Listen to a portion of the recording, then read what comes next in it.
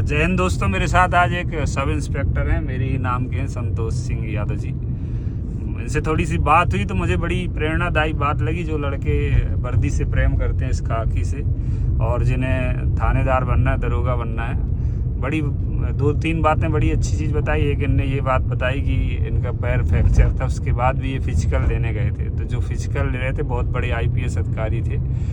उनने इनसे क्या कहा वो ये बताएंगे। और दूसरा, जो उम्मीद छोड़ देते हैं 2-4 अटेम्प्ट के बाद, 5 अटेम्प्ट के बाद, इनने 9 साल तक संघर्ष किया, फिर सफल हुए। तो बताना यार अपने बारे में थोड़ा सा। और पहले वो बताओ, पैर टूटने वाला क्या था किस्सा? सर मैंने जब 2012 में सब इंस्पेक्टर का एग्जाम दिया, सर मैं और मेरा एक दोस्त था मकसूद अली, अभी सागर में पोस्टिंग है। सर हम दोनों फिजिकल की तैयारी कर रहे थे। तो ये भी मैं बताऊंगा, जब फिजिकल की आप तैयारी करते हैं तो वाहन बहुत सावधानी से चलाएं। हम लोग वाहन 2 व्हीलर बाइक से जा रहे थे। तो सर एक्सीडेंट हो गया था हमारा। तो मेरा पैर फ्रैक्चर हो गया था और मकसूद का हाथ फ्रैक्चर हो गया था। और सर सिर्फ फिजिकल की जो डेट थी 10 दिन का समय था। तो इस दौरान हम लोग ठीक नहीं हो पाए। फिजिकल देने जब ग्वालियर जाते हैं तो उस समय पूरा फिजिकल जो करवाने के अधिकारी प्रभारी थे वो ADG है अभी वर्तमान में, संजीव समी सर। उन्होंने बोले एक का पैर, बड़े अधिकारी, बहुत नाम है उनका, बहुत स्ट्रिक्ट भी है। जी सर। सर ने बोला कि एक का पैर टूटा हुआ है और एक का हाथ टूटा हुआ है, तुम लोग फिजिकल कैसे दोगे?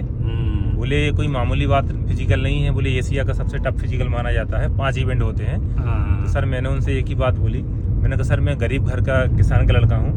मैंने कहा सर मेरे पास खोने के लिए कुछ नहीं है, लेकिन मैंने डॉक्टर साहब से पूछा कि मैं अगर रनिंग करूँगा तो क्या होगा? तो उन्होंने बोला कि आपका फ्रैक्चर है वो और ज़्यादा बढ़ जाएगा, दर्द बढ़ जाएगा। तो सर मैंने फिर भी फिजिकल दिया और मेरे 52 नंबर थे फिजिकल में।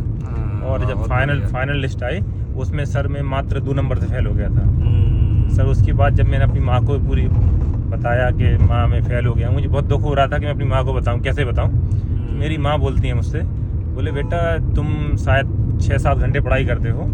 बोले किसान को देखना, आप वो अपने खेतों पे 12-12 घंटे और इससे ज़्यादा भी वो करता है, कीचड़ों में उसके पैर वो हो जाते हैं, उसके बाद भी वो अपना दर्द दुख तक किसी को नहीं बताता है। तुम एक बार फेल हो जाने के बाद हार मत मानो, फिर से तैयारी करो। तो सर मैंने सर 5 इंटरव्यू दिए। उसके बाद सर फाइनली मुझे सफलता प्राप्त हुई। आज मैं सब इंस्पेक्टर के पद पर हूँ सर। बहुत बढ़िया। देखो यार, वो किसान का बेटा जो मेहनत करता है ना तो सफल होता है, क्योंकि उसके साथ सिर्फ दुआएं चलती हैं। किसान एक ऐसा प्रोफेशन है, किसानी की उसे कोई बद्दुआ नहीं देता, वो कभी किसी का गलत नहीं करता। बाकी बिजनेस में बहुत सारी चीज़ें होती हैं जो किसी के साथ कुछ ना कुछ ऊपर नीचे होता है। तो इसलिए कहते हैं कि खेत में फसल लहरा रही है, खेत में फसल लहरा रही है और किसान के बेटे पे वर्दी मुस्कुरा रही है।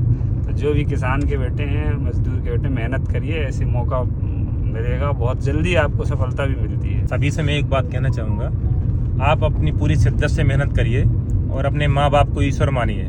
मैंने हमेशा जब भी मैं कहीं भर्ती देने गया हूँ या घर से निकलता हूँ, मैं अपने माँ के चरण छू के जाता हूँ और मेरे दिमाग में एक ही बात रहती है, अगर मेरी माँ की दुआ मेरे साथ है तो मैं हार कैसे मान लूँगा, है ना। इसलिए मैंने कभी हार नहीं मानी और मेरी माँ की दुआ ने मेरे साथ दिया।